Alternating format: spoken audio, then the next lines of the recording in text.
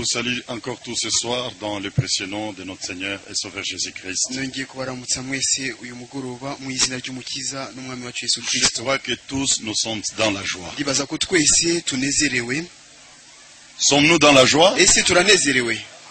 C'est un moment agréable. Dieu nous aime beaucoup. Regardez des opportunités qu'il nous donne. Comme le matin, le Seigneur va encore nous parler ce soir. Souvenez-vous toujours, il s'agit de la voix. Amen. On veut encore entendre sa voix, la voix du bon berger, parce que Dieu nous a créés. Il a mis dans la nature, dans les élus, la capacité de reconnaître sa voix. Alors,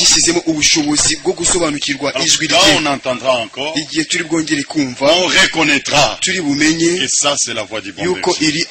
Nous lisons 3 écritures et puis nous prions. Après, notre frère Inodi viendra introduire pendant 10 minutes avant que notre frère Franck ne monte ici. Ce service ne sera pas tellement long comme nous lisons d'abord dans Jérémie, chapitre 1er. La parole de Dieu dit ceci, au verset 11. Jérémie, chapitre 1er, verset 11. La parole du Seigneur me fut adressée en ces mots. Chapitre 1er, verset 11. Ok, merci.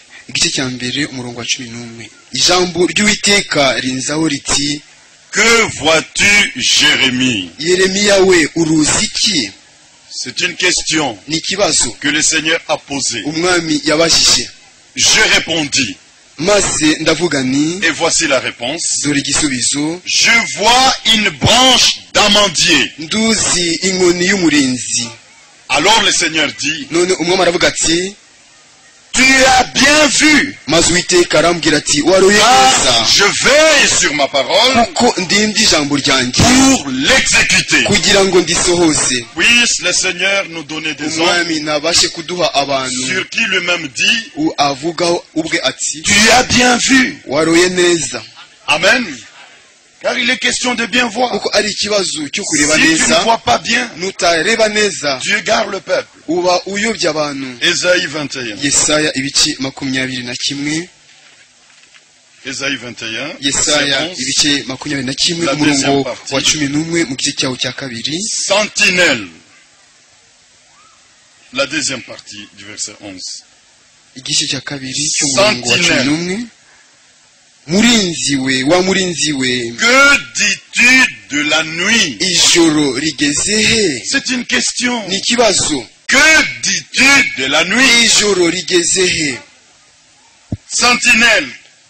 La sentinelle répond. Le matin vient. Et la nuit aussi. Amen. La question était, que dis-tu de la nuit?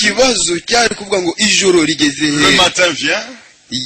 Et la nuit aussi. C'est la sentinelle qui voit bien, qui connaît ce qui est devant. Que Dieu vraiment nous donne de tels hommes. Si nous terminons dans Jérémie 31, verset 14, Jérémie 31, verset 14, l'Écriture dit ceci. Et ça, c'est très important en rapport avec notre temps. La promesse pour nous est que nous mangerons et nous nous réjouirons des biens du Seigneur. Alors, le verset 14 dit ceci. Je rassasierai de graisse l'âme des sacrificateurs zabuhagisha ibibyibushye. Et mon peuple se rassasiera des biens de mes biens, dit le Seigneur. Kandi ubwoko bwanjye buzahazwa n'ubuntu bwanjye ni kuwiteka avuga. Que le Seigneur vous bénisse tous. Umwami abamugisha mwese. La promesse pour toi et pour moi. Isezerano kuri wowe nanjye. Dieu dit d'abord. Imana irabanza ikavuga iti, je rassasierai nzahaza de graisse ibibyibushye l'âme des sacrificateurs. Ubugingo bw'abatambyi. Les sacrificateurs étant rassasiés, abatambyi nibamara guhaga, nous serons aussi rassasiés. natwe tuzahazwa. Un sacrificateur affamé, umutambyi ushonje w'umunyenzara affame aussi ashonjesha n'abantu. Or la promesse pour nous, nyamara isezerano dufite, Joël 2, Yoheli 2, vous mangerez muzarya et vous vous réjouirez kandi et vous muzanezerwa célébrerez le kandi Seigneur. muzahimbaza izina C'est le temps ry'umwami. de distribution de la n'igihe cyo nourriture. kugabura ibyo kurya. Nous avons droit de manger. dufite uburenganzira bwo kurya. Nous allons chanter un cantique. tugiye kuririmba indirimbo imwe, Et puis notre frère hanyuma muri data Mana araza. nk'uko wafashaga. Mana nk'uko wafashaga. Le frère va nous donner la note. Muri data araduha ijwi. Allons-y vite, achetons les notes.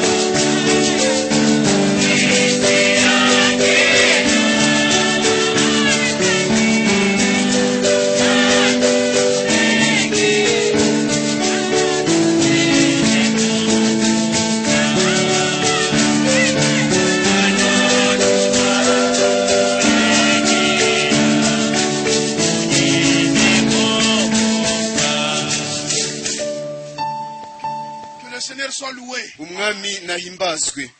Je vous transmets les salutations de tous vos bien-aimés en Europe. Bagejejeho indamutso z'abakunzi banyu bose bo mu Burayi. Vous l'avez reçu? Mwazakiriye? Vous avez reçu ça? Ese mwazakiriye? Principalement d'Orléans. By'umwihariko abi Orléans. De la ville de Tours. Abo mu murwa wa Tours. De Paris. Bi Paris. Nous avons eu le privilège aussi d'être à Londres. Twagize amahirwe yo kugera I Londres. Et les bien-aimés nous ont dit de transmettre aussi leurs salutations. Abakunzi bacu badusabye kubagezaho indamutso nabo. Ese mwazakiriye? Que Dieu soit béni. Imana ihabwe umugisha. Déjà ce matin nous avons écouté iki gitondo twamaze kumva les conseils du vin. Inama y'Imana. Dieu nous a richement bénis. Imana yaduhaye ubutunzi bwinshi cyane. La parole est venue vers nous. Gumugisha ijambo ryatugezeho. C'est vraiment l'amour de Dieu pour nous. Rwose ni urukundo rw'Imana kuri twebwe. Alléluia. Et le même Dieu, kandi y'Imana imwe, c'est lui qui nous a appelé encore ce soir en ce niyo yongeye kutuhamagara uyu mugoroba ahangaha. Yadukoranirije impamvu runaka pour recevoir ses conseils. Kubwo kwakira inama ze. Alléluia. Amen. Alors nous avons lu dans Jérémie chapitre 1 twasomye muri Yeremiya igice cya mbere quelque chose de capital. Ikintu cy'ingenzi cyane. Là nous voyons Dieu dit quelque chose. Aho ngaho tusanga Imana ari ikintu yavuga. Parole qui est vraie. Ijambo ry'ukuri. Il a exprimé même sa volonté. Ndetse yagaragaje ndetse ubushake bwayo. Il dit qu'il veille sur sa parole. Nuko aba maso ku ijambo ryayo. Alléluia. Amen. Dieu veille sur sa parole. Imana iba maso ku ijambo ryayo. Pourquoi il veille sur sa parole? Ariko gituma rero iba maso ibera maso ijambo ryayo. Lui-même a donné la réponse. Ubwo yatanze igisubizo ati qu'il veille sur sa parole pour l'accomplir. Nuko aba maso ku ijambo rye kugira ngo arisohoze. Voilà pourquoi ce soir dore gituma uyu mugoroba l'exhortation est ceci. Imuguro ni yingiyi. Ouvrons seulement nos cœurs. Dukingure gusa imitima yacu. Alléluia. Amen. Ouvrons nos cœurs. Dukingure gusa imitima yacu. Laissons la place à la parole originale. Duhe umwanya ijambo ry'inkomoko. Alléluia. La parole non falsifiée. Ijambo ritagoretswe. Avant que notre bien-aimé puisse mbere yuko nous dire ce que Dieu a mis dans son cœur, abasha kutubwira icyo Imana yamushyize ku mutima. je souhaiterais qu'on puisse encore lire notre verset. Nifuza ko twongera gusoma undi murongo dans Esaïe. Muri Yesaya. Esaïe chapitre 65. Yesaya bice 65. Principalement le verset 16. Cyane cyane umurongo wa 16. L'Écriture dit, ibyanditswe biravuga biti, celui qui voudra être béni dans le pays. Maze uwo mwisi ushaka umugisha. Je crois que c'est le désir de nous tous. Kugira ngo nicyo cyifuzo dufite twese. Mais qui le veut qu'il élève. Ninde bishaka azamura ikiganza cye hejuru. Voulez-vous être béni? Ese mwashaka guhabwa umugisha? Celui qui voudra être béni dans la ville, dans le pays. Maze uwo mwisi ushaka umugisha voudra l'être par les dieux de vérité. Azawusaba Imana y'ukuri. Et celui qui jurera dans le pays, n'uwo mwisi uzarahira, jurera par les dieux de vérité. n'uwo mwisi urahira azarahira Imana y'ukuri. Remarquez, il y a un Dieu de vérité. Murebe yuko hariho Imana y'ukuri. C'est ce Dieu de vérité qui veille sur sa parole. Iyo ya Mana y'ukuri ibera maso ijambo ryayo. Et le Dieu de vérité, kandi Imana y'ukuri, pour bénir son peuple, kugira ngo iri umugisha ubwoko bwayo, il avait prévu la parole de la vérité. Yateganyije ijambo ry'ukuri. Alléluia. La parole que nous écoutons ce soir, ijambo twumva uyu mugoroba, c'est la parole de la vérité. Ni ijambo ry'ukuri. Bien-aimé dans le Seigneur, bakundwa mu mwami, cette parole de la vérité, ijambo ry'ukuri, est mise dans le livre de la vérité. Yashyizwe mu gitabo cy'ukuri. Dans Daniel chapitre 10, muri Daniel ibice 10, alors que Dieu a voulu faire du bien à son peuple, mu gihe Imana yashatse kugirira ubwoko bwayo kuyigirira il a appelé neza, un serviteur. yahamagaye umugaragu, et cet homme a assisté dans son conseil. kandi uwo muntu yahoze ari mu nama y'Imana. Ce n'est pas tout le monde qui assiste dans le conseil. ntabwo ari umuntu wese wageze mu nama y'Imana. Il y a des hommes spéciaux hari abantu badasanzwe que Dieu choisit abo Imana itoranya selon son choix. ikurikije ugushaka kwayo. En ce qui concerne son choix, ku byerekeye gushaka kwayo, cela ne dépend ni de toi, ibyo ntibiterwa nawe ni de moi, cyangwa se njyewe, mais de Dieu. ahubwo biterwa n'Imana. Il choisit des hommes. Itoranya abantu, Et ces hommes sont chargés, kandi abo bantu bafite umutwaro, mandatés, bafite inshingano à nous amener les conseils de yo Dieu. kutuzanira inama y'Imana. Alors Daniel aussi était parmi eux. Rero Daniel nawe n'umwe muri bo. Nous sommes dans Daniel 10. Turi muri Daniel ibice 10. Nous voulons voir seulement comment est-ce qu'il travaille cette Dieu. Turashaka kureba gusa iyo Mana ukunikora. Le Dieu de vérité. Imana y'ukuri. À partir du verset 21, Uhereye ku murongo wa vous pouvez lire 21, déjà Depuis le premier verset à la maison, remarque, c'est Dieu de vérité. Il a envoyé son ange à Daniel. Daniel qui est son serviteur. Mais quand ce serviteur, l'ange vient à Daniel, il dit au verset 21, je vais te faire connaître ce qui est écrit dans le livre de la vérité.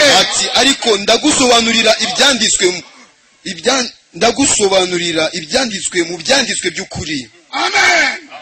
Maintenant, quand Daniel a entendu ce qui est écrit dans le livre de la vérité, c'est-à-dire il a entendu la parole de la vérité.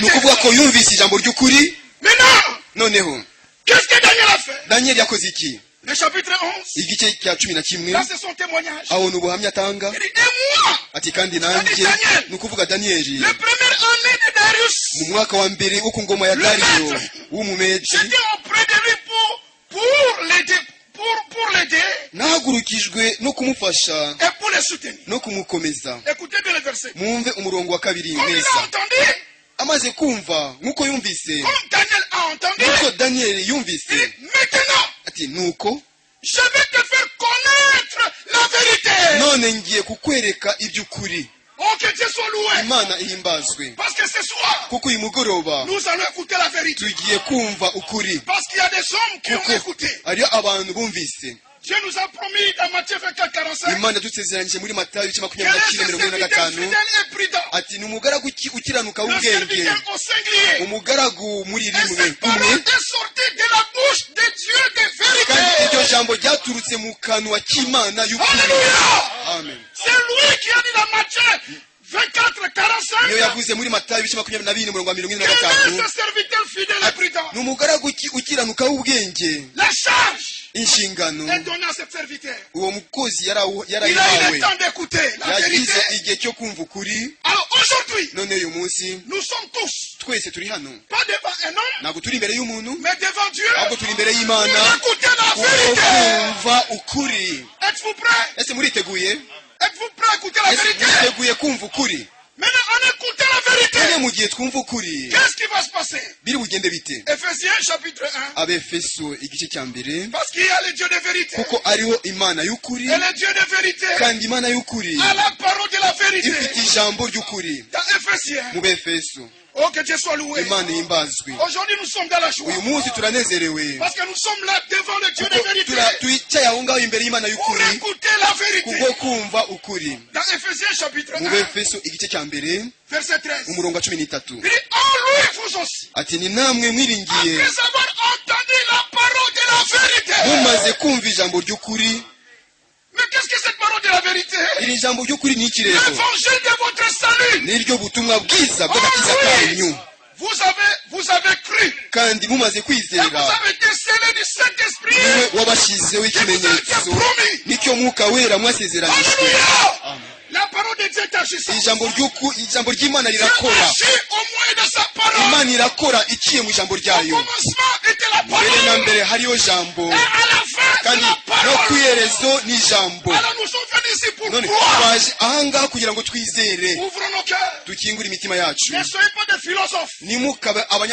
Nos assemblées, c'est les assemblées des croyants. Nous venons ici pour entrer à la connaissance de notre salut. Alléluia. Donc après avoir entendu la parole de la vérité, ils sont de la bouche de Dieu de vérité. Alors là, Jean chapitre 16, qu'est-ce qui va se passer? Alléluia. Oh, c'est merveilleux. Dans Jean chapitre 16, écoute ce qui va se passer. Il dit au verset 13, parce que nous sommes scellés par son esprit. Après avoir entendu la parole de la vérité. Et maintenant au verset 7, quand le consolateur sera venu. Et qui est le consolateur? L'esprit de vérité. Il vous conduira dans toute la vérité. Alléluia. Oh, que Dieu soit loué. Un 1 Jean chapitre 3 nous Yohana terminons. wa mbere ibice bitatu turarangiriza aho ngaho. Alors l'apôtre conclut. Noneho intumwa ishyiraho umwanzuro. Ça fait la joie Ibi ngibi bitera umunezero à tout homme de Dieu. binezeza umuntu wese w'Imana. Alléluia. Amen. Dans 1 Jean. Muri Yohana wa mbere. 1 Jean. Yohana wa mbere. Deuxième épître de Jean, excusez-moi. Nako urwandiko rwa kabiri rwa Yohana mumbabarire. Verset 4.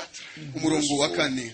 Écoute ce que l'apôtre dit. Umva icyo intumwa ivuga. J'étais fort réjoui. Ati nishimye cyane. Et nous aussi nous sommes dans la joie. Natwe turanezerewe. Parce qu'en venant à Kigali, kuko mu gihe tuje Kigali nous avons trouvé. Twasanze. J'étais fort réjoui.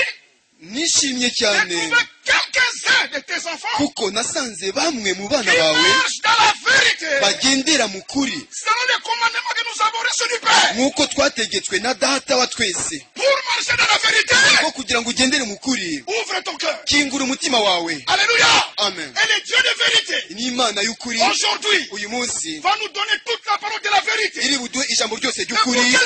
Ariko kubwiye mpamvu kubwiye ntego kugira ngo wowe nous tous twese nous marchons tugendere mais dans toute la vérité. Ukuri kose. Alléluia. Amen. Parce que nous sommes arrivés au temps de la kuko tumaze kugera ku gihe cy'umusohozo. Et le message du temps de la fin. N'ubutumwa bw'igihe cya nyuma. C'est l'appel à sortir. N'umuhamagaro wo gusohoka. Nous sortons. Turasohoka. Mais pas pour s'asseoir. Ariko atari kugira ngo twicare. Mais pour marcher. Ahubwo kugira ngo tugende. Marcher comment? Tugende dute rero. Dans toute la vérité. Tugendere mu kuri kose. C'est le Dieu de paix. Imana y'amahoro. Alléluia.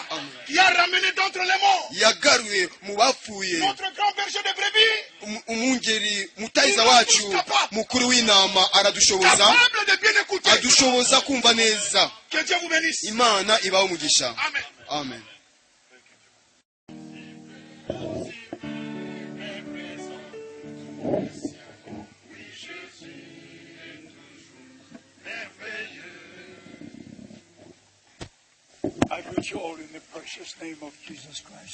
Je vous salue tous dans le précieux nom de notre Seigneur Jésus-Christ. We were already blessed in a mighty way by all the scriptures we heard. Nous avons déjà été bénis d'une manière très puissante par toutes ces écritures que nous avons entendues. Knowing that heaven and earth will pass away, sachant que les cieux et la terre passeront, but the word of God remains forever. Mais la parole de Dieu demeure pour toujours. If the word is in you, you remain with the word. Si la parole est en vous, vous allez demeurer avec la parole. Because the word is the original seed. Parce que la parole est la semence originelle. Matthew chapter 13 verse 38. Matthieu chapitre 13 verset 38. Mark chapter 4 verse 14. Marc chapitre 4 verset 14. Luke chapter 8 verse 11. Luc chapitre 8 verset 11. The word of God is always the original seed. La parole de Dieu est toujours la semence originale. In 1 John chapter 2 we read in verse 21. Dans 1 Jean chapitre 2 verset 21 nous lisons. I have not written unto you because you know not the truth. Je vous ai écrit non que vous ne connaissiez pas la vérité, but because you know the truth and that no lie is of the truth. mais parce que vous connaissez, vous la connaissez, et parce qu'aucun mensonge ne vient de la vérité. The word of God is the truth and it remains the truth forever. La parole de Dieu est la vérité et elle demeurera la vérité pour toujours.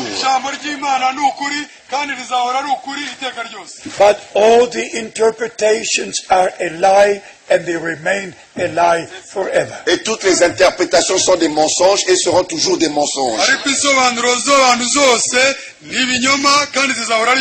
So we have to make sure we believe the original word of God. C'est ainsi que nous devons être sûrs que nous croyons vraiment la parole originale de Dieu.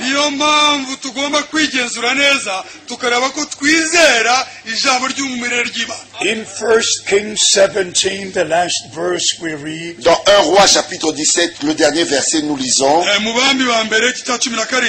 and the woman said to Elijah, et la femme dit à Élie, now by this I know that thou art a true man of God, and that the word of the Lord in thy mouth is the truth. et je reconnais maintenant que tu es un homme de Dieu et que la parole de l'Éternel dans ta bouche est vérité.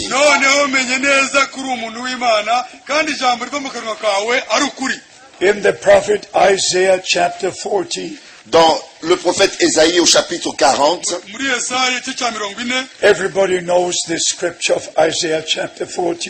tous connaissent l'écriture de Ésaïe chapitre 40, Verse 8, au verset 8. the grass withereth and the flower fadeth, but the word of God shall stand forever. L'herbe sèche, la fleur tombe, mais la parole de notre Dieu subsiste éternellement.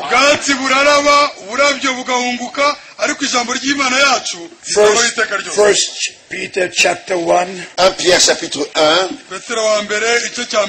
This man of God refers to the scripture of the Old Testament. cet homme de Dieu s'est référé à l'écriture de l'Ancien Testament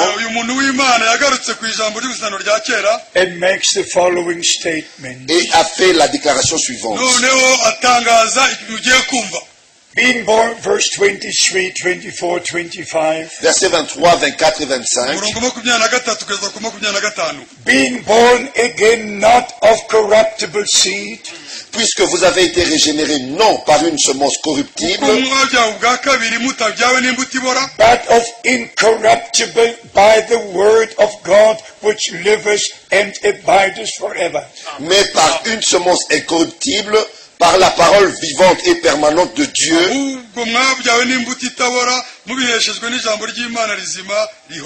Now verse 25. maintenant le verset 24, But the word of the Lord endureth forever. mais la parole, verset 25, mais la parole du Seigneur demeure éternellement. And this is the word which by the gospel is preached unto you. Et cette parole est celle qui vous a été annoncée par l'Évangile. What the prophet Isaiah said Ce que le prophète Ésaïe avait dit is the same what the apostle Peter est said. la même chose que l'apôtre Pierre a dit. It's always the same God, the same word. C'est toujours le même Dieu et la même parole. The same plan of salvation. Le même plan du salut. There is a total harmony between the Old and the New Il Testament. y a une harmonie totale entre l'Ancien et le Nouveau Testament. Because this is the last day of our trip through the countries in Africa. Parce qu'aujourd'hui, c'est le dernier jour de notre voyage dans les pays en Afrique.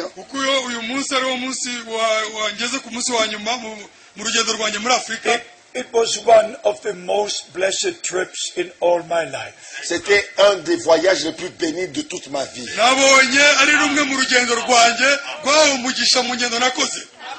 You cannot imagine how I feel. Vous ne pouvez pas vous imaginer comment je me sens.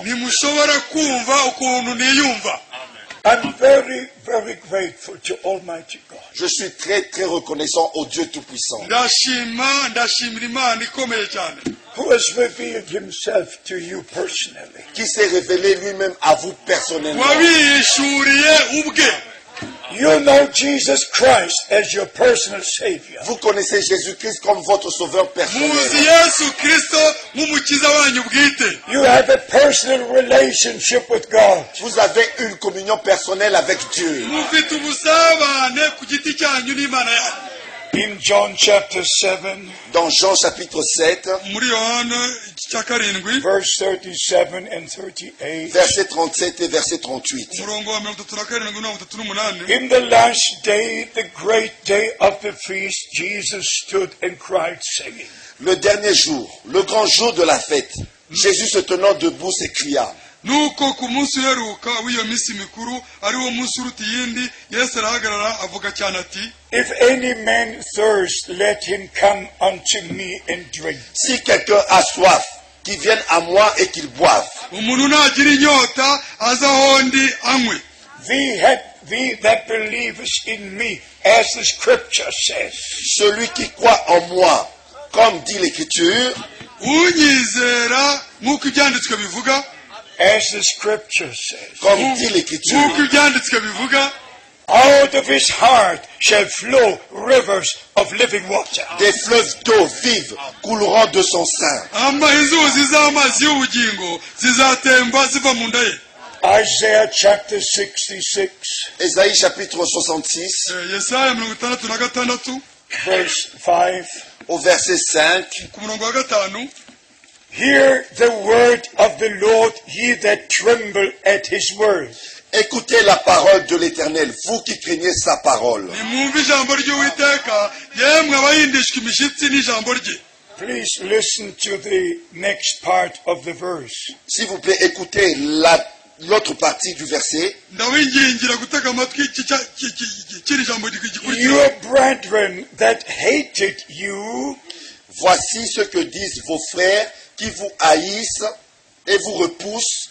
Bene wanyu babanze bakabaca babahora izina ryanjye baravuze bati, that cast you out for my name's sake, et vous repoussent à cause de mon nom. kandi bakabanga kubera izina ryanjye. They said, ils disent, baravuga bati, let the Lord be glorified, que l'Éternel montre sa gloire, and he shall appear for your joy, et que nous voyons votre joie,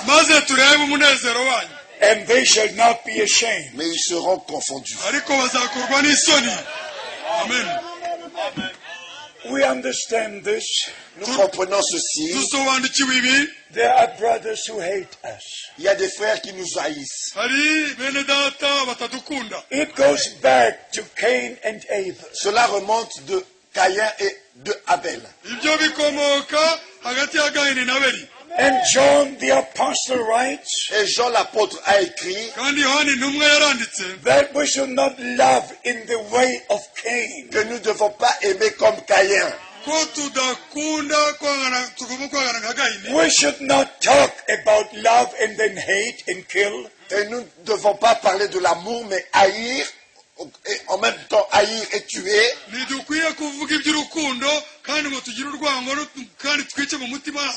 The true love of God even loves the enemies. Le véritable amour de Dieu aime même l'ennemi.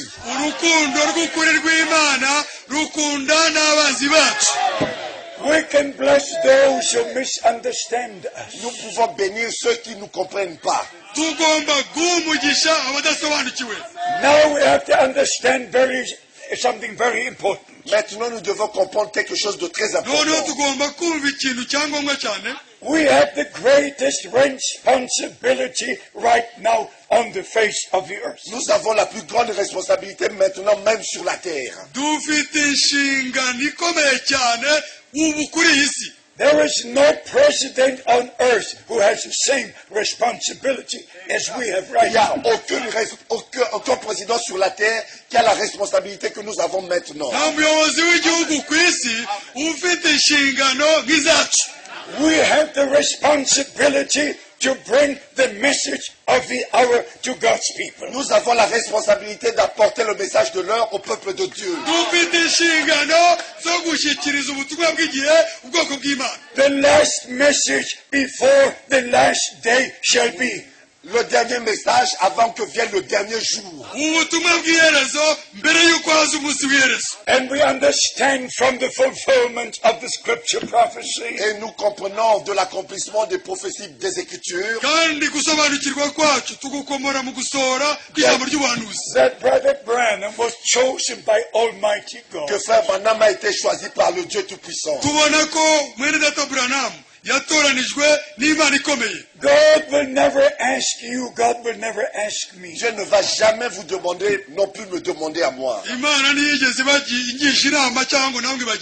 He decided all things before time began. Il a décidé toutes choses avant même que le temps commence. He knew that we would be here today listening to His word. Il savait que nous serons ici aujourd'hui en écoutant sa parole. We live now and we must know the word and the will of God now. Nous vivons maintenant, nous devons connaître la parole et la volonté de Dieu pour aujourd'hui. According to Hebrews chapter 10, Selon Hébreux chapitre 10,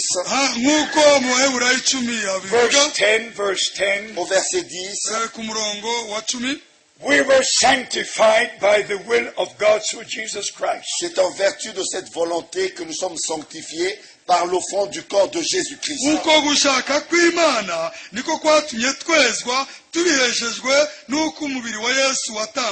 And in verse 14 we read, Et au verset 14, nous lisons, for by one offering He is perfected forever them that are sanctified. car par une seule offrande, il a amené à la perfection pour toujours ceux qui sont sanctifiés. John 17:17. Jean chapitre 17, verset 17. Sanctify them in the truth, thy word is the truth. Sanctifie-les dans ta vérité, ta parole est la vérité. Jesus Christ, the Son of God, Jésus-Christ, le Fils de Dieu, said 3 times, a dit 3 fois, not my will be done, et non que ma volonté se fasse, but thy will be done. que ta volonté se fasse. Not as I will, Et non comme je le veux, but as you will. mais comme tu le veux. Jesus Christ came to do the will of God Jésus-Christ est venu pour faire la volonté de Dieu. and to place us back into the will of God. Nous replacer dans la volonté de Dieu. Only in the will of God we can be perfected C'est forever. seulement dans la volonté de Dieu que nous pouvons être rendus parfaits pour toujours. My beloved brothers and sisters, Mes bien-aimés frères et sœurs, all scripture must be fulfilled. toutes les écritures doivent s'accomplir. Also, all the predictions must be fulfilled. Et aussi toutes les prédictions doivent s'accomplir. We have 2 things in the Holy Scripture. Nous avons 2 choses dans les Saintes Écritures. We have promises and we have predictions. Nous avons des promesses et des prédictions. The predictions you find in Matthew 24. Les prédictions, vous les trouvez dans Matthieu chapitre 24, In Mark chapter 13. dans Marc chapitre 13, In Luke chapter 21. dans Luc chapitre 21. Just to read you 2 verses from Matthew Je 24. vais vous lire 2 versets de Matthieu chapitre 24. This is not a promise. Ceci n'est pas une promesse. This is a prediction foretelling what would take place. Ça, c'est une prédiction qui nous dit ce qui va avoir lieu. Matthew chapter 24 verse 11. Matthieu chapitre 24, verset 11. And many false prophets shall rise and shall deceive many. Plusieurs faux prophètes s'élèveront et ils séduiront beaucoup de gens. Now understand the comparison. Maintenant, comprenez la comparaison. Malachi chapter 4. Malachie chapitre 4. Matthew 17 verse 11. Matthieu chapitre 17 verset 11. Mark chapter 9 verse 12. Marc chapitre 9 verset 12. We have the promise of the prophet Elijah to come. Nous avons la promesse que le prophète Élie allait venir. And the prophet Elijah was to restore all things. Et le prophète Élie devait restaurer toutes choses. That is not a prediction, that is a promise. Ça, c'est pas une prédiction, mais c'est une promesse. At the same time, we're told in the Holy Scriptures. Mais en même temps, il nous est dit dans les Saintes Écritures that there will rise many false prophets. que les faux prophètes vont se lever. One true prophet to take us back to God and the Word of Un God. véritable prophète pour nous ramener à Dieu et à sa parole. And many prophets, false prophets, to deceive the people. Et plusieurs faux prophètes pour séduire les gens. In verse 12 we read, Au verset 12, nous lisons. and because iniquity shall abound, Et parce que l'iniquité se sera accrue, and the love of many shall grow cold. l'amour du plus grand nombre se refroidira. Please remember the word iniquity. S'il vous plaît, rappelez-vous, souvenez-vous de ce mot iniquité. Now we go to Timothy, Maintenant, nous allons lire dans Timothée. and here we shall read in 1 Timothy chapter 4, Ici, nous allons lire dans 1 Timothée chapitre 4, verse 1. au verset 1. Now the Spirit speaks expressly Mais l'Esprit dit expressément that in the latter time shall many depart from the faith, que dans les derniers jours, quelques-uns abandonneront la foi, giving heed to seducing spirits and doctrines of demons, pour s'attacher à des esprits séducteurs et à des doctrines de démons. doctrines of demons, Des doctrines de démons. departing from the truth, Et ils ont abandonné la foi, la vérité, believing their own interpretation. croyant leurs propres interprétations. In 2 Timothy chapter 2, Dans 2 Timothée chapitre 2, we read in verse 19, nous lisons le verset 19. nevertheless the foundation of God standeth sure, Néanmoins, le solide fondement posé par Dieu subsiste, having the seal, avec ces paroles qui lui servent de sceau. the Lord knows those who are his. Le Seigneur connaît ceux qui lui appartiennent. Let every man depart that names the Lord of Jesus Christ, depart from iniquity. Quiconque prononce le nom du Seigneur, qui s'éloigne de l'iniquité.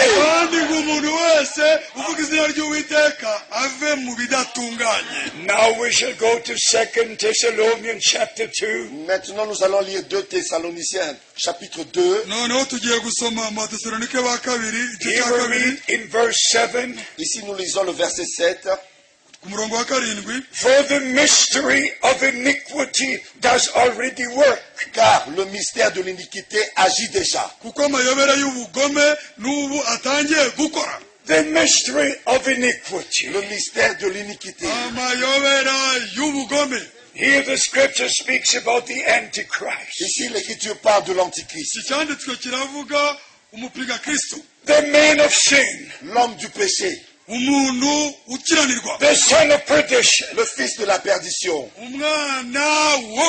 About the mystery of iniquity. du mystère de l'iniquité. But now listen to the word of God. Maintenant, écoutez cette parole de Dieu. In Matthew chapter 7. Dans Matthieu chapitre 7. When all the great charismatic people will appear before the Lord. Quand toutes ces grandes personnalités charismatiques vont se tenir devant le Seigneur. What do they have to say? Qu'est-ce qu'ils auront à dire en ce moment-là? Matthew chapter 7 verse 21, 2 and 3. Matthieu chapitre 7 versets 21, 22 et 23. Not everyone that says, Lord, Lord, unto me, ceux qui me disent Seigneur, Seigneur, shall enter the kingdom of heaven. N'entreront pas tous dans le royaume des cieux. But he that does the will of my Father who is in heaven. Mais seulement celui qui fait la volonté de mon Père qui est dans les cieux. One day Jesus Christ said, une fois Jésus a dit, they that do the will of God are my brothers and my sisters. Ceux qui font la volonté de Dieu sont mes frères et mes sœurs. So it's not enough to speak about the will of God. Ainsi, ce n'est pas suffisant de parler seulement de la volonté de Dieu. But to be obedient to the word of God and to the will of God. Mais d'être obéissant à la parole de Dieu et faire la volonté de Dieu. In chapter 7 verse 22. Au chapitre 7 verset 22. Many will say to me in that day, Lord, Lord. Plusieurs me diront ce jour-là, Seigneur, Seigneur. Have we not prophesied in your name? N'avons-nous pas prophétisé par ton nom? Have we not cast out demons in your name? N'avons-nous pas chassé des démons par ton nom? Have we not done many wonderful things in your name? Et n'avons-nous pas fait beaucoup de miracles par ton nom? Listen to the answer. Écoutez maintenant la réponse. And then will I confess unto them. Alors je leur dirai ouvertement, I never knew you. Je ne vous ai jamais connu. Depart from me, you that work iniquity. Retirez-vous de moi, vous qui commettez l'iniquité. My beloved brothers and sisters. Mes bien-aimés frères et sœurs. I mentioned it this morning. Je l'ai mentionné ce matin. For me, it's very hard to understand. Pour moi, c'est vraiment très dur de comprendre cela. That all the great charismatic personalities bypass the message of the hour. Que toutes ces grandes personnalités charismatiques passent à côté du message de l'heure. Not one of them would have had a ministry. Il n'y a aucun d'entre eux aurait eu ce ministère. But it was William Branham whom God used after World War II. Mais c'était William Branham que Dieu a utilisé après la Deuxième Guerre mondiale. He had a divine commission. Il avait reçu une commission divine. He was given the message of the hour for the church of the living God. Il lui avait été donné le message de l'heure pour l'église du Dieu vivant. Why do these brothers remain in iniquity? Pourquoi est-ce que tous ces frères restent dans l'iniquité? Please hear this. S'il vous plaît, écoutez ceci. They could say, we have prophesied in your name. Ils peuvent dire, nous avons prophétisé par ton nom. We have done great signs and wonders in your name. Nous avons fait beaucoup de miracles et de signes par ton nom. But there's one thing they could not say. Mais il y a une chose qu'ils ne peuvent pas dire. They could not say, ils ne pourront pas dire, we were baptized in your name. Nous avons baptisé en ton nom.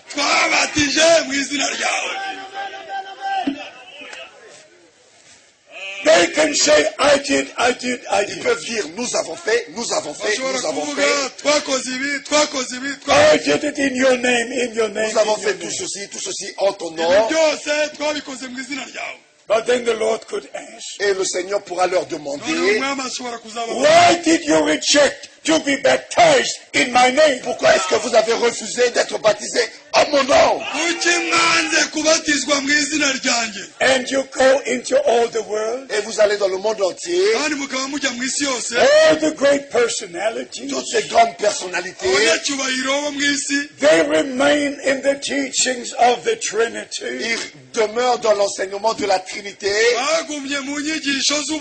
They mock the baptism in the name of the Lord Jesus Christ. Et ils ignorent le baptême du nom du Seigneur Jésus-Christ. They say it's a wrong teaching. Ils disent que c'est un faux enseignement. What is wrong? Mais qu'est-ce qui est faux?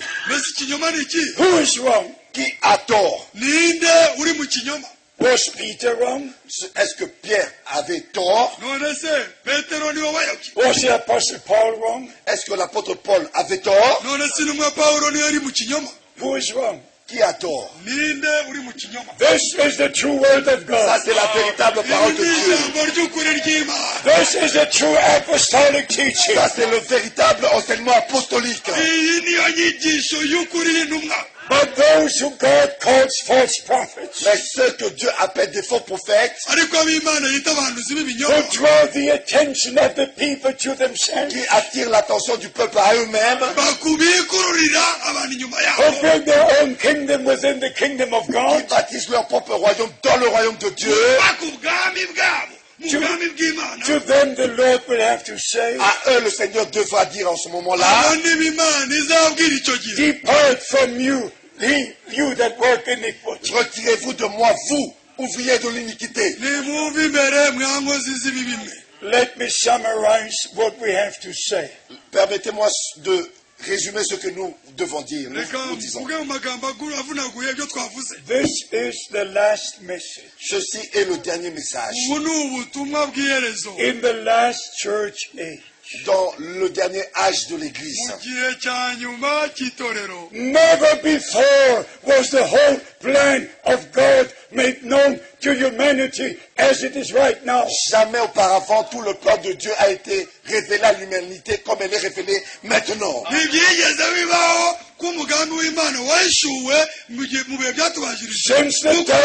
Since the days of Jesus Christ, such a ministry was not on earth. Depuis le jour de Jésus-Christ, on n'avait plus jamais vu un tel ministère sur la terre.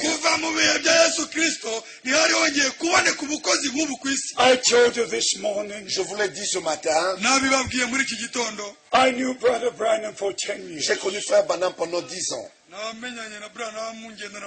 I know his ministry. Je connais son ministère. I know the things God has done in a supernatural way. Je connais toutes ces choses que Dieu a fait d'une manière surnaturelle. When Brother Branham prayed for the sick, Quand Frère Branham priait pour le malade, that supernatural light descended upon that person. cette lumière surnaturelle descendait sur cette personne. And Brother Branham saw the person in that light. Et Frère Branham voyait la personne dans cette lumière. And everything God revealed to him about that person. Et toutes les choses que Dieu lui révélait sur cette personne. Like the Lord Jesus Christ in his ministry. Comme le Seigneur Jésus-Christ dans son ministère. John chapter 1. Jean chapitre 1. Before Philip called you, I've seen you under the tree. Avant que Philippe ne t'appelle, je t'avais vu sous le figuier. John chapter 4, 5 husbands you had, the one you've got now is not Jean yours. chapitre 4. Tu as eu 5 maris et celui avec qui tu es n'est pas ton mari. And the woman said, Et la femme lui répondit, we know when the Messiah comes. nous savons que quand le Messie viendra, He will be a prophet. He will tell us all il things. sera un prophète et il nous dira toutes ces choses. But who are you? Mais qui es-tu? I'm he that speaks to you. Et il a répondu, je suis celui qui te parle. In John chapter 5, Dans Jean chapitre 5, verse 19, au verset 19, the Son can do nothing but what he sees the Father do. le Fils ne peut rien faire, mais il fait que ce qu'il voit faire le Père. When I met Brother Branham for the first time, Quand j'avais rencontré Frère Branham pour la première fois, at the reception in that hotel on that Monday morning, à la réception de cet hôtel ce lundi matin-là, before we shook hands, avant que nous nous serrions la main, he said, you are a minister of the gospel. il m'a dit, tu es un ministre de l'évangile. For every person Brother Branham prayed, Pour toute personne pour qui Frère Branham devait prier, God showed him where the person comes from. Dieu lui montrait d'où venait la personne. He never spoke a word of the German language. Il n'a jamais parlé l'allemand de sa vie, But he could tell the lady that he prayed for, mais il pouvait dire à la femme pour qui il devait prier, you come from the city of Hamburg. tu viens de la ville de Hambourg, You work as a nurse in the tu hospital. travailles comme infirmière dans un hôpital. He could tell a brother who came from Berlin, Il pouvait dire à un frère qui venait de Berlin, I see you live in Berlin. et je vois que tu habites à Berlin. He could tell the ladies and everybody who prayed for him. Il pouvait dire cela à toute personne pour qui il devait prier. Whatever God revealed to him. Tout ce que Dieu lui révélait. What was it? Qu'est-ce que c'était cela? When the angel of the Lord came to Brother Branham on May the 7th, 1946. Quand l'ange du Seigneur est venu à Frère Branham le 7 mai 1946, He explained that the same ministry of the Lord Jesus Christ would repeat. il lui a expliqué, lui a dit que le même ministère du Seigneur Jésus-Christ allait se répéter. And it would be the sign of the Messiah. Et ça sera le signe du Messie. My beloved brothers and sisters, Mes bien-aimés frères et sœurs, in January 1950, en janvier 1950, when Brother Branham was preaching in Houston, Texas, quand Frère Branham prêchait à Houston, au Texas, there were about 8,000 people gathered, il y avait à peu près 8000 personnes rassemblées, and there was a discussion going on et il y avait une discussion entre eux, whether divine healing is part of the plan of salvation. si la guérison divine était vraiment une partie du plan du salut. And there was a Baptist minister who said, this William Branham is a fake. Il y avait un ministre baptiste qui disait que William Branham était un faux. And when this debate came to an end, Et quand ce débat arriva à sa fin, Brother Branham came to the platform Frère Branham est monté sur la plateforme and he said a few words. et il a dit quelques paroles. I will not defend myself. Je ne me défendrai pas. The God of heaven who sent me will defend me. Le Dieu du ciel qui m'a envoyé, c'est lui qui va me défendre. There were two press photographers. Il y avait deux photographes de la presse. One was Mr. Kipperman. Il y avait un qui s'appelait M. Kipperman. He was a Jew. Il était juif. The other was Mr. Ayers. L'autre était Monsieur Ayers. He was a Roman. Il était un catholique romain. And both had taken pictures. Et les deux ont pris des photos. During the debate with Brother Bosworth. Pendant ce débat avec le frère Bosworth. I also knew Brother Bosworth personally. Moi aussi j'ai connu frère Bosworth personnellement. And the moment Brother Branham said, Au moment où frère Branham a dit, I will not defend myself. Je ne me défendrai pas. The Lord Jesus Christ who sent me, le Seigneur Jésus-Christ qui m'a envoyé, He will defend me. C'est lui qui va me défendre. And they clicked their apparatus. Et il y a eu des flashs. And there was a picture taken with a supernatural light above William Branham. Et c'était la photo avec la lumière surnaturelle sur la tête de William Branham. I, Brother Frank. Moi, frère Frank. In December 69. En décembre 1969. Was attending the convention in Tucson, Arizona. J'étais sur le chemin pour prendre part à la convention à Tucson en Arizona. And I stopped in Washington, D.C. Je me suis arrêté à Washington, D.C.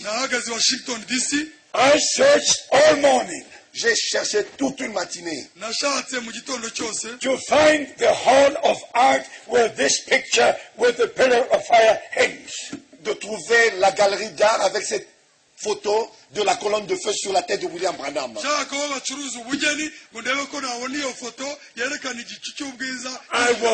was almost ready to give up. J'étais sur le point d'abandonner. And then it was about 11:15 in the morning. C'était à peu près 11h15 du matin. When I asked a gentleman, quand j'ai demandé à un jeune homme, can you tell me where the Hall of Art is? Oui, est-ce que tu peux me dire où se trouve la galerie d'art? And he said, you're standing just before it. Il a dit, tu es juste devant. Just enter that room, that door. Tu n'as qu'à entrer par cette porte. I, Brother Frank. Moi, frère Frank. Saw the picture with the supernatural halo upon William Branham. J'ai vu la photo avec le halo surnaturel sur la tête de frère Branham. In Washington, D.C. À Washington, D.C. I held it in my own hands. J'ai tenu cela entre mes propres mains. Because Brother Branham had said, parce que frère Branham disait, that picture hangs in Washington, D.C. que cette photo est exposée à Washington, D.C. My beloved brothers and sisters, mes bien-aimés frères et sœurs, why do I refer to things like this? Pourquoi est-ce que je mentionne de telles choses? I want you to know. Je voudrais que vous sachiez. We are not telling you stories. Nous ne sommes pas en train de vous raconter des histoires. We testify about the truth of God's word. Nous rendons témoignage de la vérité de la parole de Dieu. God has kept His promise. Dieu a veillé sur sa promesse. He has sent His servant and prophet. Il a envoyé son serviteur et prophète. With the last message. Avec le dernier message. To call God's people out. Pour faire appeler le peuple de Dieu à sortir. To bring us back to the original foundation. Pour nous ramener au fondement original. Just like the Jews in the Old Testament. Comme les Juifs dans l'Ancien Testament. When they returned from the Babylonian captivity. Quand ils sont retournés de la captivité babylonienne. They rebuilt the temple on the old foundation. Ils ont rebâti le temple sur l'ancien fondement. The same foundation. Le même fondement. The same measurement. Les mêmes mesures. Everything the same. Tout était la même chose. Now all who are called out from the Babylonian captivity. Maintenant, tous ceux qui sont appelés à sortir de la captivité babylonienne.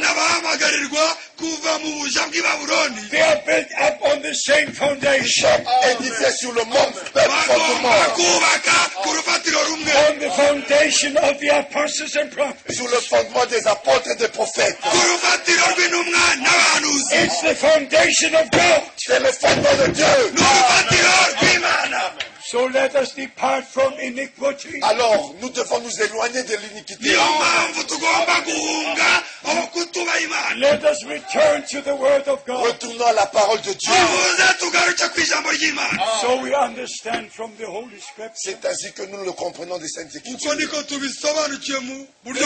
This is our last chance. Ça, c'est notre dernière chance.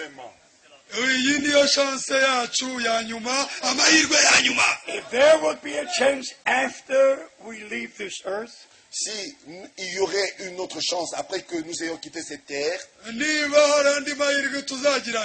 would not need to emphasize the thing so strongly. nous n'aurions pas eu à mettre l'accent d'une manière aussi forte sur ces choses.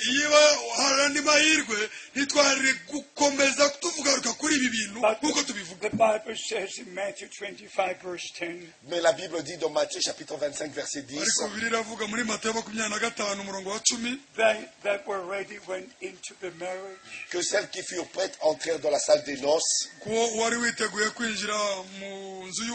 And the door was closed. et la porte fut fermée. Are you ready? Êtes-vous prêts? Are you preparing to meet the bridegroom? Est-ce que vous vous préparez pour rencontrer l'époux? Do you obey the word of God? Est-ce que vous obéissez à la parole de Dieu? Do you believe every word of God? Croyez-vous chaque parole de Dieu?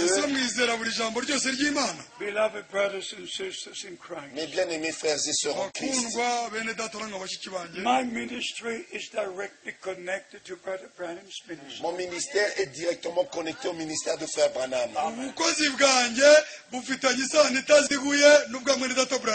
Since 1958, I heard every sermon he preached in the USA. J'ai écouté toutes les prédications qu'il a tenues depuis 1958.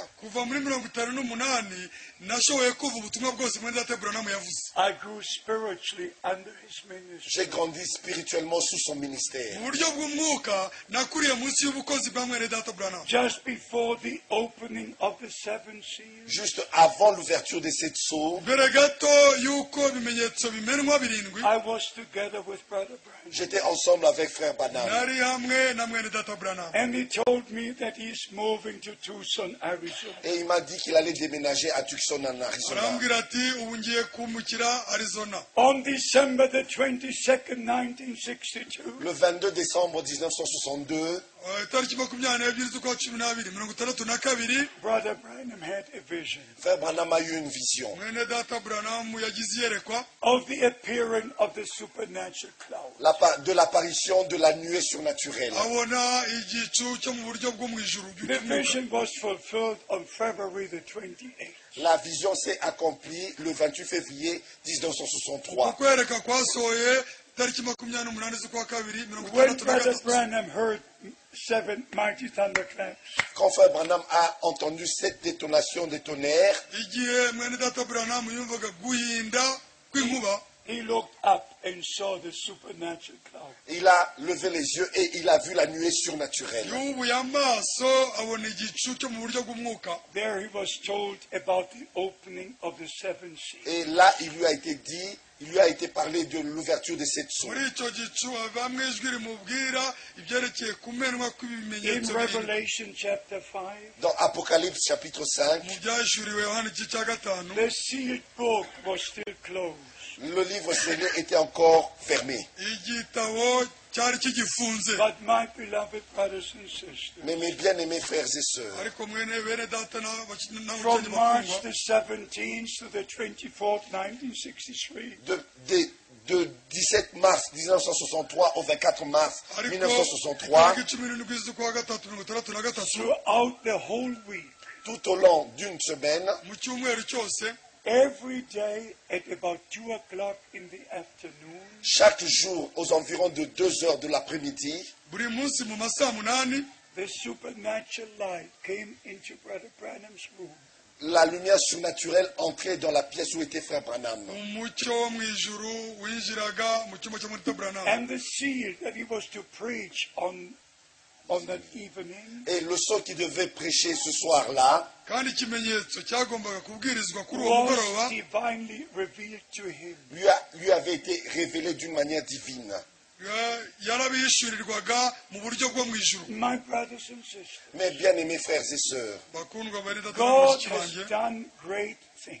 Dieu a fait des grandes choses. God has manifested His supernatural presence. Dieu a manifesté sa présence surnaturelle. He confirmed that great commission given to Brother Branham. Il a confirmé cette grande commission qu'il avait donnée à Frère Branham. That the message given to him would be forerunning the second coming of Christ. Que le message qui lui avait été donné va préparer la seconde venue de Christ.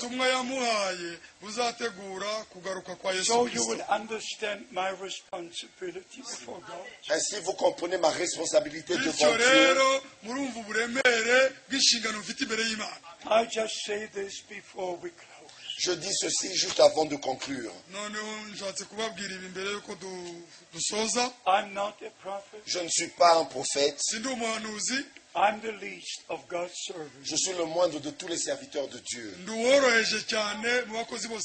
But I heard the tremendous, all-penetrating voice of the Almighty. Mais j'ai entendu la voix puissante et pénétrante du Dieu Tout-Puissant.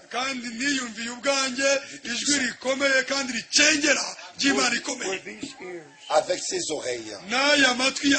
the first time on April the 2nd, La première fois, le 2 avril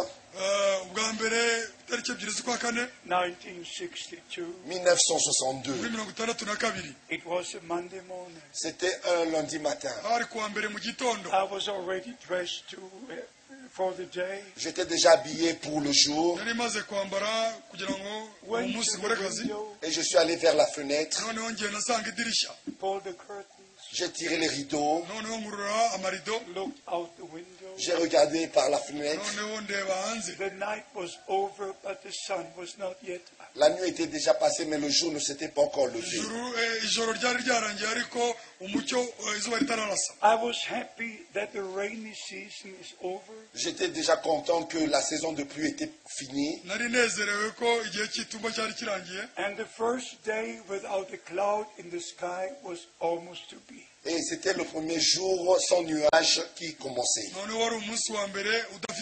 I came back into the room, Et j'ai fait quelques pas en arrière dans la pièce où j'étais. had a short prayer committing the day to the Lord. J'ai fait une petite prière pour remettre le jour au Seigneur.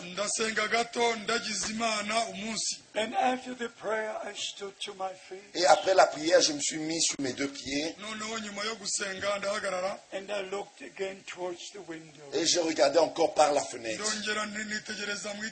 And the voice of the Almighty came from up, but from the right. Et la voix du Tout-Puissant est venue d'en haut, mais de la droite comme ceci. My servant, your time for this city will soon be over. Mon serviteur, ton temps pour cette ville sera bientôt terminé. I will send you to other cities to preach my word. Je t'enverrai dans d'autres villes pour prêcher ma parole. With one blow, I was on the couch. Et d'un coup, j'étais par terre sur le tapis. I had no strength left in my body. Je n'avais plus aucune force dans mon corps. You can never imagine the impact of the direct voice of the Lord. Vous ne pouvez jamais vous imaginer l'impact de la voix directe du Seigneur. It goes through your bones, it goes through everything. Et cela vous transperce les os dans tout votre corps. And when I managed to get up after some time, Et quand j'ai pu un peu me lever après quelque temps, I was just, the knees were moving like this. j'avais mes genoux qui tremblaient. But I looked again towards the window. Et j'ai regardé de nouveau par la fenêtre. And I said, dear Lord, they will not hear me. Et j'ai dit, cher Seigneur, ils ne vont pas m'écouter. They have all things in plenty, they're not ready to listen. Ils ont tout en abondance et ils ne sont pas prêts pour écouter. I had just finished saying these words. J'avais à peine fini de dire ces mots. When the Lord spoke the second time, Quand le Seigneur a parlé une seconde fois, my servant, the time will come when they will hear you. mon serviteur, le temps viendra où ils t'écouteront. Store in food, for a great famine is coming. Emmagasine la nourriture car une grande famine arrive. Then thou shalt stand amidst the people to give out the food. Et tu te tiendras au milieu du peuple pour distribuer la nourriture. On December the 3rd, 1962, Le 3 décembre 1962, Brother Branham, God's servant and prophet, Frère Branham, le serviteur et prophète de Dieu, repeated the words God spoke to me in Germany, a répété les paroles que le Seigneur m'a dites en Allemagne, word for word in the USA. mot à mot aux États-Unis. And he said, Brother Frank, the food you're to put in store is the promised word for this Et day. il a dit, Frère Franck, la nourriture que tu dois emmagasiner est la parole promise pour ce jour. It is the message of the hour. C'est le message de l'heure. And the food is kept into the messages which are being preached and taped. Et le message, c'est ce qui est enregistré dans les cassettes.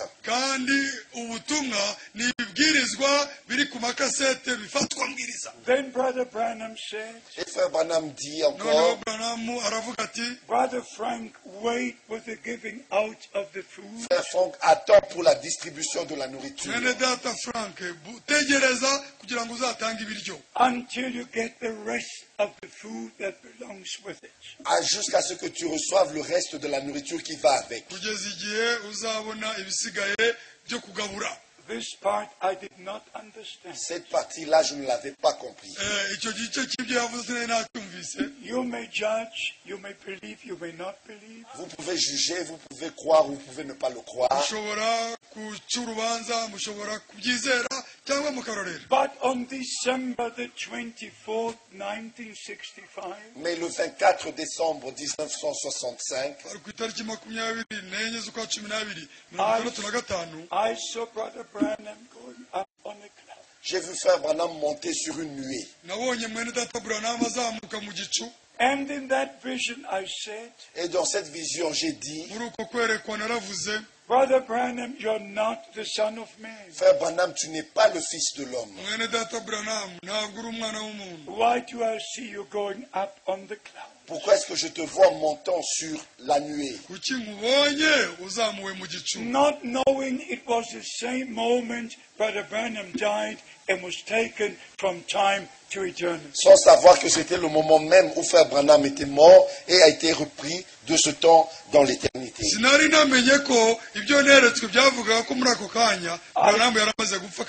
lived in Germany, Brother Branham lived in the US. Je vivais en Allemagne et Frère Branham vivait aux États-Unis. I had no knowledge of the accident he had. Je n'avais aucune connaissance de l'accident qu'il avait eu.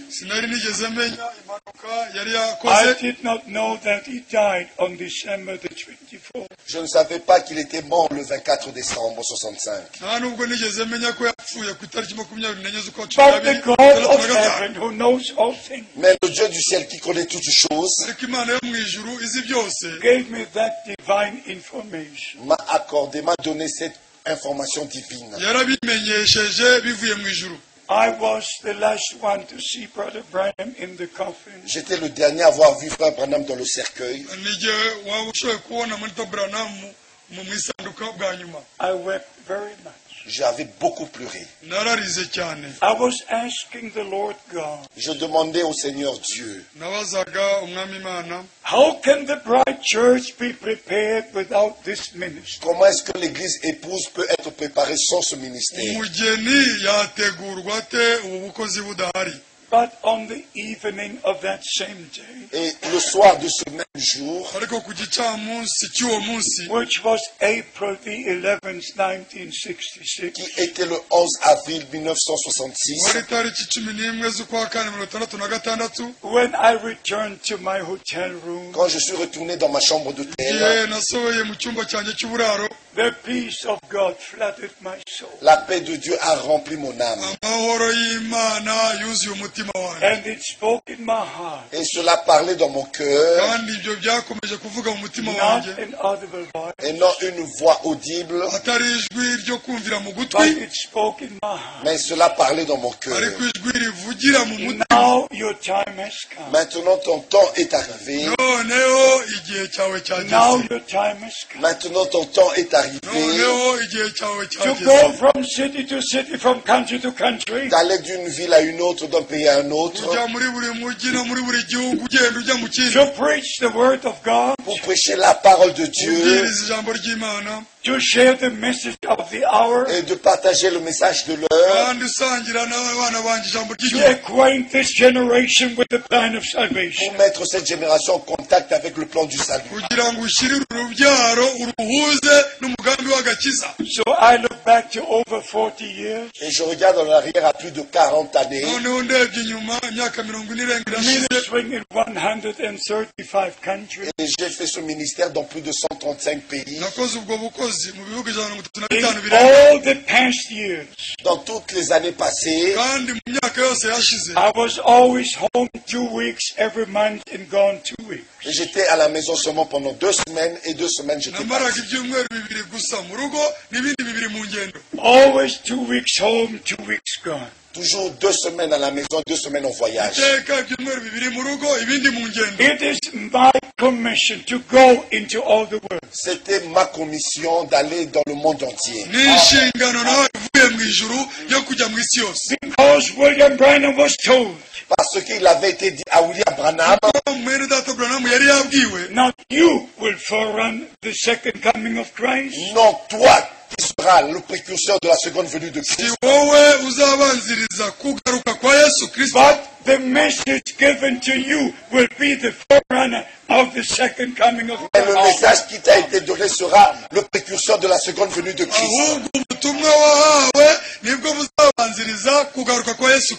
So God has taken the messenger, Ainsi Dieu a repris le messager, but the message remains with us. mais le message est resté avec nous. We have the message of restoration, Nous avons le message de la restauration, and we shall see the restoration in reality. et nous allons voir la restauration dans la réalité. Every promise of God goes into reality. Chaque promesse de Dieu nous conduit dans la réalité. The life of Jesus Christ was a reality. La vie de Jésus-Christ était une réalité. His ministry was a reality. Son ministère était une réalité. His death was a reality. Sa mort était une réalité.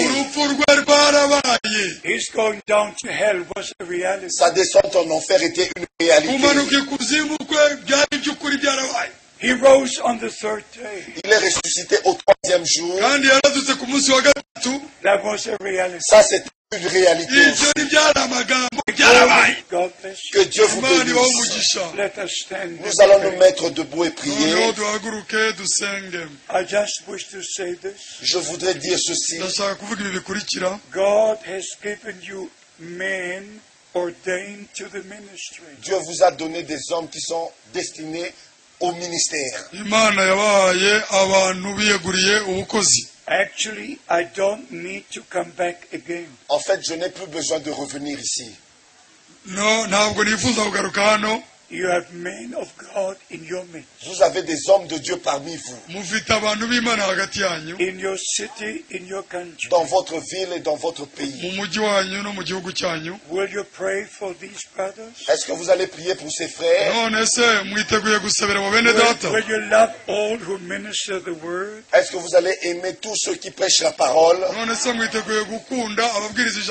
Will you not follow a man who comes with strange teaching? Ne suivez pas un homme qui vient avec des enseignements étranges.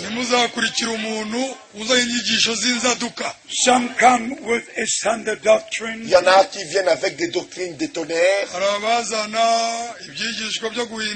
Join disciples after them. Et faisant que les disciples les suivent.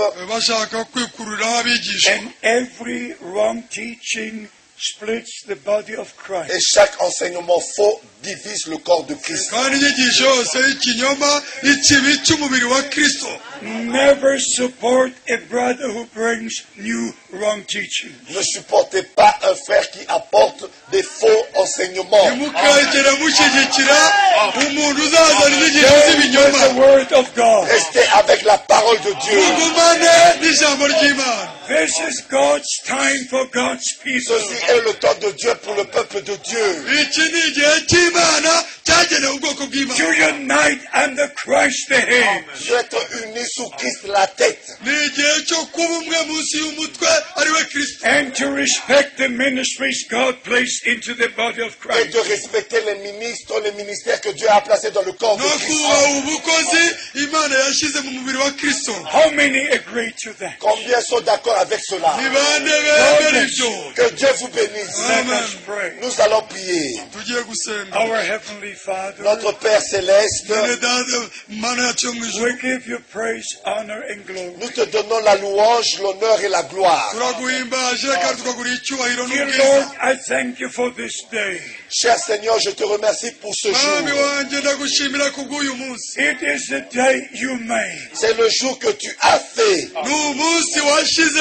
for the great purpose pour ce grand objectif to speak to your people, de parler à ton peuple, to give divine revelation, d'accorder la révélation to divine, give divine understanding, d'accorder la compréhension divine, to be with your people in a special way. d'être avec ton peuple d'une manière spéciale. Dear Lord God, I thank you with all my heart. Cher Seigneur Dieu, je te remercie de tout mon cœur. You kept your promise. Tu as veillé sur ta promesse. You watched over your word. Tu as veillé sur ta parole. You fulfilled your word. Tu as accompli ta parole. You have sent the prophet before the day of the Lord comes. Tu as envoyé ton prophète avant que le jour du Seigneur arrive. Before the time of grace finishes. Avant la fin du temps de la grâce. Before sun turns into dark. Avant que le soleil se change en ténèbres. And the moon into blood. Et la lune en sang. You gave us your promised word. Tu nous as donné ta parole promise. And we understood it by divine revelation. Et nous l'avons comprise par la révélation divine. Dear Lord, bless all my brothers and sisters. Cher Seigneur, bénis tous mes frères et sœurs. And be with us all. Sois avec nous tous. In Jesus' holy name. Dans le saint nom de Jésus.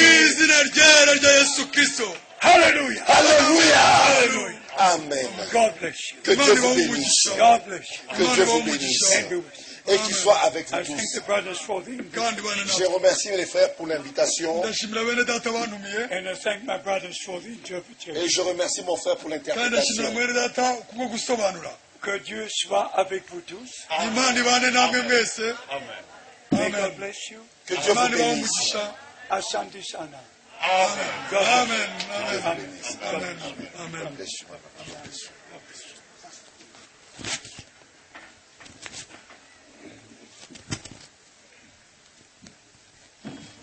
Alléluia. Que Dieu bénisse richement son serviteur. Nous sommes dans la joie certainement. turanezerewe nta kabuza Et cette joie, kandi uyu munezero que personne ne puisse nous l'ôter. he kugira umuntu ubasha kuwutwambura. Amen. Mwene Vous data apportez nos salutations à nos frères de mushyire l'Europe. indamutso Et partout zacu où vous bene passerez. data b'i burayi naho muzanyura hose Et puis nous allons hanyuma chanter pour la sortie. turi buririmbe